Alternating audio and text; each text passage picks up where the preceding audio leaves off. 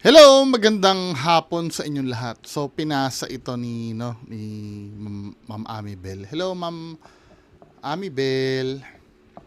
Kamusta na? Anyway, ito yung regarding do sa police daw na hindi tinulungan yung citizen ng local citizen. Nagahang yung utak ko. Anyway, ito yung video. Dumulog sa opisina ng NAPOLCOM or National Police Commission si Dexter Molina. Hindi raw sila tinulungan ng mga pulis nang humingi sila ng tulong nang mahimatay ang kanyang ama. Pagkatapos maipost sa social media ang kuha ng CCTV sa kanilang barangay, pinaratangan naman siya na sinisiraan raw ang mga pulis. Lumapit po siya sa atin nung weekend. Siya po ay kinakabahan noon dahil sa ilang mga rason. Siya na ho magsasalaysay. But later you will see a video na kung saan ay isasalaysay po ni Dexter kung anong video na yon. Nako, yun ang problema. May video no? At pagkatapos po noon, meron pong ilang aksyon ang isang miyembro ng kapulisan na isusumbong din po sa atin ni Dexter. Siguro, Dexter, ikaw na munang magsalita. To my right is Mr. Dexter Molina. Po. Nais ko lang po sanang ireklamo ang ilang kapulisan natin. Ang insidente pong ito ay nangyari noong July 3, 2026, bandang 11 ng umaga. Nagkaroon ng kaguluhan sa aming lugar at tumantong ito sa medical emergency na kung saan ang aking ama ay nahimatay at sinusugod sa ospital. Dali-dali naming binuhat ang aming ama papunta sa ospital. Then sa pagbubuhat namin, may nadaanan kaming dalawang pulis na rumisponde sa kaguluhan na iyon. Sumisigaw kami ng tulong sa kanyang magkakapatid dahil sa bigat ng aming ama dahil ito ay unconscious na, ngunit wala siyang ginawang aksyon sa amin. Actually, nakaranas din ako ng ganyan Noong nagtatrabaho ako sa 168 Mall. Wala naman, hindi ako tutulungan ha. Papasok ako sa trabaho noon kasi nagtrabaho ako sa Robinson Supermarket 168 Mall noon. So naglalakad ako papuntang may nakita ako na isnatchan. As in yung hikaw, hinila, no? Ay may pulis doon. Kinuha ko yung attention ng pulis. Sabi ko, "Sir, inisnatch niya yung sa babae." Ayun yung snatcher nakita ko. Kasi nung pagka-snatch nung hikaw, alam mo yung parang wala lang, tapos naglalakad ng diretsyo. Tinuro ko sa pulis. Sabi ko, "Sir, yan po yung nag-snatch. Kitang-kita ko po." Alam mo, sabi sa akin ng pulis, "Ikaw ba yung na-snatchan?" "Hindi po." "Oy, di wag ka magreklamo." Ayos, di ba? Actually, hindi lang ako nakaranas ng ganon. Madami kahit sa ibang lugar ganon. Para bang if hindi ikaw yung hindi ikaw yung napahamak na. Pero hindi naman lahat ng pulis ganon. May naririnig din ako sa ibang lugar ganon din. 'Di ba? Nakakalungkot lang. Bakit ganon, no? Ba't may mga ganong pulis? Para bang abala sa kanila yung Tapos ito, 'di ba? Parang emergency yata. Kakatwiran nila, pulis ako, hindi ako ambulansya. Pero kahit na ang mission mo to serve people 'Di ba, men? Ikaw yung aasahan At dumiretso na kami sa ospital. Siguro ipakita muna natin yung video na yon.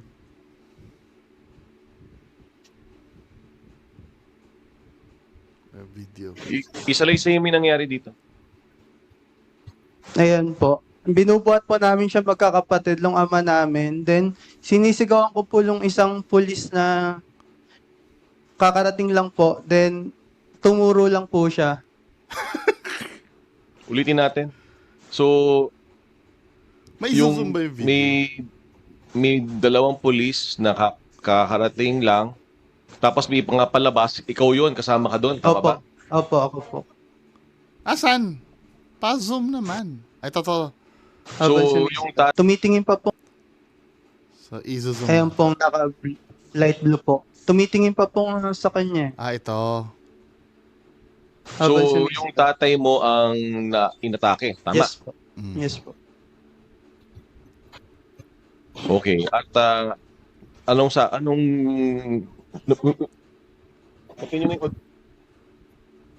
sabihin ko, yung tatay mo, inatake, dinadala niya sa labas at humingi ba kayo ng tulong sa mga kapitbahay nyo? Nagsasalita ka ba? Sumisigaw ka ba? Opo, sumisigaw po kaming magkakapatid ng tulong po. Ngunit kahit civilian, wala pong tumulong sa amin. Kaya po, Sakit na, no? Ay, ganun talaga ang... Ano, kanya-kanya na tayo.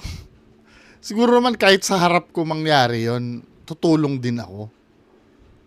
Part ng pagiging human natin yun eh. Yun ang unique sa atin sa hayop, no? Yun ang malaking difference natin sa hayop. Yung magkaroon ng empathy sa kapwa. 'Di ba? Nakakalungkot naman 'yun. 'Di ba nila naiisip paano kung sila din ang mga ilangan? itong pulis na ito ay medyo nadismaya din po kami sa aksyon niya. Baka kasi galing sa duty. Gusto na magpahinga. Pero kahit naman may sinumpaan kang tungkulin eh. Dahil Yung mga doktor nga, yung mga nurse nga, 'di ba? Let's say halimbawa, merong scenario diyan eh. May jeepney driver na inatake, may nakasakay na nurse. Kahit hindi niya na oras ng trabaho, tinulungan niya dahil nurse siya eh. Sinumpaan namin 'yun eh. ako lang yung hindi na nagpatuloy ng sinumpaan ko, pero yung mga iba, 'di ba? ng Tulong, ngunit at binaliwala niya kami. Ayun po. Okay. Dahil dito, anong ginawa mo? Dahil po dyan, kinagabihan po, kinuha ko po itong CCTV footage sa aming punong barangay. Humingi po ako sa kanya ng pahintulot kung pwede ko po ba itong makuha. Pumayag naman po siya. Then, pinost ko po ito sa social media, sa Facebook po, nung madaling araw upang humingi ng tulong at dumulog sa aming mayor. At pagkatapos po nun, kumonsulta din po ako agad kay Vice Kalinisan po kung ano po ang dapat na action na gawin. At di rin po siyang nagpatumpik-tumpik na tulungan po ako upang maasikaso itong insidente na to at malapit sa kinauukulan po. O para ihimay lang natin, nag-post ka, bago ka nagsumbong sa akin, nag-post ka, at apparently may mga sumagot sa'yo sa Facebook. Tama ba? Yung ba ang storya nito? Opo. Maaari ba natin ipakita yung message sa Facebook na sinagot dun sa pag-post mo ng video? Mabilis na ang sumbungan ngayon, no? Instant pwede kang ma-viral.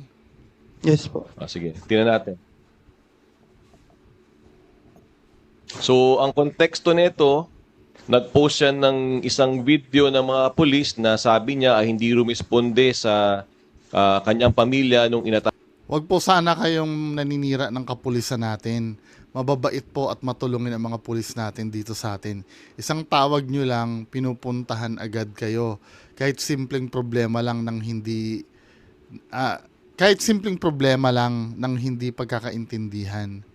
Kung nakulangan po kayo sa pagresponde ng kapulisan natin, sa kadahilanan hindi nakibuhat sa hinimatay niyong pamilya, ipagpaumanhin niyo po, pero para siraan kami, hindi po maganda yan. Paano sisiraan kayo? Inutil nga eh. Hindi naman naninira eh. inatake yung kanyang tatay. Ang nagkomento ngayon dito ay ang Police Station 6, TMRU, official Facebook page ng Station 6. Basahin natin siguro yung komento. Huwag po sana kayo naninira ng kapulisan natin. Mabait po at matulungin ang mga pulis natin dito sa atin. Isang tawag nyo lang, pinupuntahan agad kahit simpleng problema lang nang hindi So, taga MPD talaga yung pagkakaintindihan. yung nag-comment. Kung nakulangan po kayo sa pagresponde ng kapulisan natin sa kadahilan ng hindi nakibuhat sa Ito yung problema, no? Kapag yung mismong hepe doon ay nangungunsinti. 'Di ba? Hindi niya hinihiwalay. Gusto niya sigurong sambutin yung tao niya. Na kung tutuusin, kung hindi mo sasambutin yan, kung yan ay pananagutin mo, hindi kayo madadamay, damay ka patuloy. hinimatay ninyong kapamilya. Ayan, Station 6 Facebook account. Tama ba? Makakumpirma mo ba na yun ang... Opo. Nung nabasa ko po yan, nakaramdam po ako ng takot at agad-agaran ko pong sinend ito kay Vice para malaman niya po ang komento na iyan. Natakot po ako kasi pinararatangan po nila akong sinisiraan ng kapulisan kahit hindi naman po ayun yung hangarin ko. Ang hangarin ko lang po ay ipakita yung insidente na iyon na nangyari. Ano pang nangyari pagkatapos nito? Meron pa bang ibang nag-post? May mga nagkomento rin po at sa post ko na yan na hindi po kaya basic. Pwede ba nating makita ang isang post?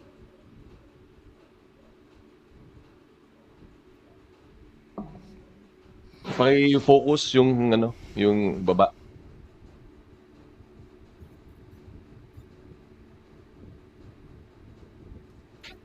So, meron i-focus mo pa. Gago, no?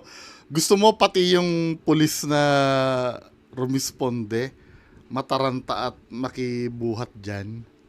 Masyado ka reklamador. So may text dyan, may comment dyan, galing sa isang account na nangangalang Jace. Dexter Molina, gusto mo pati yung pulis na rumeresponde, mataranta at makibuhat dyan? Next comment, Dexter Molina, masyado kang reklamador. At anong iyong ginawa? Okay na sana yung sinabi nung nagpasensya na nga eh.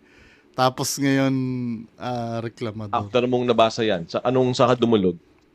Agad-agad ko rin po itong sinend kay Vice kasi po nakaramdam po ako ng pangamba at takot po kasi po ang pagkita ko po sa Facebook page niya ay parang pulis po ang may-ari nito.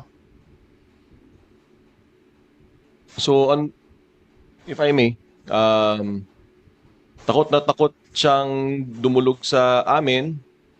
Nakausap namin siya, referring to si Dexter sa kanan. At after neto, ano pang nangyari kung meron Gago man? eh. Pagkatapos po Hindi na lang mag-sorry eh. Alam mo kung halimbawa hindi nag-responde, nag-sorry na lang, pasensya na ha. Tapos ito lahat. niyan, kinaumagahan po, may tumawag po sa aking kawaninang barangay upang ipatawag po ako sa barangay po nang hindi sinasabi ang dahilan. Yun ang problema, bawal yun. At agad-agaran naman po akong sumunod doon, pumunta po ang Dapat barangay. sinasabi ko ano yung At lung po ng barangay po namin, sinasabihan po ako na bawal daw po ang ginawa ko. At hindi daw niya po ito gusto. Yung pag-post ko ng video. At meron pong isang pulis doon sa loob ng barangay na habang nag-uusap kami ng aming punong barangay, kinakausap niya po ako. Nagtatanong ng mga personal information ko na hindi naman po dapat. Kaya natatakot po ako. At Gago, no? tumatawag po ako kay Vice nung time na yon. Natakot po ako. Nanginginig po ako sa takot. Kasi po, hindi po ako komportable sa ganun. Ayun po. Ang konteksto nito, yung iyong tatay ay inatake at may sakit pa noon at napatawag ka sa barangay, tama? Opo, naka-admit po yung father ko po. Ah, ano pang nangyari afterwards? After ko po umalis doon, may binalikan po ako ng isang barangay kagawad na may tanod sa bahay namin. Then, iniimbitahan daw po ako ng ating mga kapulisan sa presinto Nako. na may mga NAPOLCOM officer naman po doon para ang side ko po ay alamin nila. Pero po hindi po ako pumayag na sumama sa kanila. Nakakatakot Dahil na naman kasi yun. dahil nag-usap na tayo, ang instruction ko noon ay pumuntahan sa aming opisina, tama ba? Opo. Ayun lang po yung sinunod ko, Vice. Kasi po, parang yung takot ko po wala na po akong tiwala sa kanila. Yung takot po na binibigay nila sa Facebook at personal po, ayun po. So, Dapat kasi, kung maganda ang hangarin nun, ano, let's say may nangyaring ganun, pinuntahan na lang siya sa bahay at humingi ng dispensa. Tapos ang problema. 'Di ba? Sabihin ng dahilan kung bakit pasensya ka na ha, nung time kasi na yun, galing akong duty, pagod ako. Although na hindi pa rin siya passable na dahilan. At least, feeling ko naman maintindihan ko. Kasi nangyari, hindi mo na natulungan ang best way na lang nun, ay anuhin mo na lang, at tanggapin na lang yung apology. 'Di ba? Hindi na yung inangasan pa ng inangasan na ganyan. Mas lalo lumaki, nakapunta pa kay Sir Ralph Kalinisan. pina-validate natin itong account na to, itong si Jace, Nako. na pag-alaman natin na itong May pa. account, Facebook account na Jace, na nangongomento at nangaharas ng ating biktima ay isang pulis. Jace PNP yung email Tapos may number pa dito. Ang ingot naman itong pulis na to. Ang pangalan ng pulis ay si Police Master Sergeant Jezreel Arboleda. At tama ba na nirereklamo bong itong si Police Master Sergeant Arboleda sa NAPOLCOM? Opo. Kasi sa mga di niya po kaya yung komento para sa akin po. Napag-alaman din natin na itong Jace, siya rin palang may hawak nitong official Facebook page ng Police Station 6. Ito ay napag-alaman natin dahil vinalidate ito ng ating NAPOLCOM NCR na tumugon sa panawagan nitong ating biktima at pumunta sa mismong lugar noong araw na iyon. At based on our validation, itong si Jace nga, itong account na to, yung anonymous Facebook account na ito ay isang pulis na nagangalang Master Sergeant Jezreel Arboleda. Hindi ito katanggap-tanggap dahil dapat ang ating pulis ay tumutulong at naging sensitive sa pangangailangan ng ating biktima. May magpapaliwanag ba dito si pulis? Tingnan nga natin. Nandiyan si pulis or wala? Haharap ba si pulis? Mukhang hindi, no? Anyway, abang-abang tayo sa neto dito sa nangyari na to. Grabe naman kasi 'yon. Kung tutuusin, mas madali pa nga yung dinudulog sa kanya Bubuhat lang naman 'Di ba? Ang malaki kasing bagay 'yon. Sinasabi kasi na ba nakibuhat at hindi nataranta, etc. Hindi. Yung maramdaman lang nung mga tao na nangangailangan ng tulong na may nagki-care para sa kanila, malaking bagay 'yon. Psychologically, malaking bagay 'yon na yung mafe-feel nila na hindi sila nag-iisa. 'Di ba? Hindi yung basta-basta na na ganyan. 'Di ba, min? Nakaka-disappoint na tapos pagka nasita mo pa sila do sa hindi magandang reaction nila, parang sila pa yung nananakot at sila pa yung Wala eh, ganyan ang culture kasi sa atin, men eh. Na nagtataka ako, no, sa ibang bansa. Hindi naman sa pero nangungumpara na rin ako eh, no. Hindi naman sa pangungumpara, pero nangungumpara na rin ako. Hindi ganyan sa ibang bansa eh. 'Di ba? Siguro nasa mentality niya ba? Pulis kasi ako, hindi ako emergency, hindi ako medical personnel. Kahit na. 'Di ba? Ultimong pagtawid nga sa kalye ng matanda eh. 'Di ba? Kasi ngayon mga pulis kasi, gustong maramdaman kasi ng mga citizen, pagka nandyan kayo, safe sila. 'Di ba? Kayo yung guardians of peace. At saka may masasandalan pag may krisis, katulad niyan. Although na, kasi sometimes yung katwiran, ay may magagawa ba ako kung ano. Yun nga yung sinasabi ko kanina, the fact na kasama kanila na bubuhat man lang, na, kasi yung hindi niya pwede sisihin yung mga yung mga tao sa surroundings na hindi sila tulungan kasi hindi sila tinutulungan, di ba? Ikaw kasi, mandato mo yan bilang alagad ng batas or guardians of peace. 'Di ba? Maaasahan ka sa ganyan dapat. To serve and protect, 'di ba? Serve. Maliit na bagay lang 'yun. Or halimbawa, katulad ng sinabi ko kanina, nangyari na, no? Wala na tayong magagawa. Nangyari na, hindi mo na natulungan. Hindi sanang ginawa nyo na lang, pasensya na po, kami po ay lubos na humingi ng pasensya. Then puntahan nyo sa bahay, no, kausapin nyo. Pasensya na po, kamusta po si tatay? Kasi nung time po kasi talaga na yun. Kahit di uubra yung palusot na napagod ka, di ba? Kasi nung time po na yun, galing po ako on duty. Hindi ko naman po alam na ganun ka-severe yung emergency nyo. Akala ko simpleng nahimatay lang. Alam mo na yun, magpalusot ka na lang para at least kahit papaano makuha ng pinagkaitan mo ng tulong yung pag-ako mo ng responsibilidad. Hindi na aabot sana dito yan. 'Di ba? Pinaabot nyo, anong gagawin natin? Anyway, mga kababayan ko, yan lang po muna pag-uusapan natin. Magandang hapon sa inyo lahat. Bye-bye.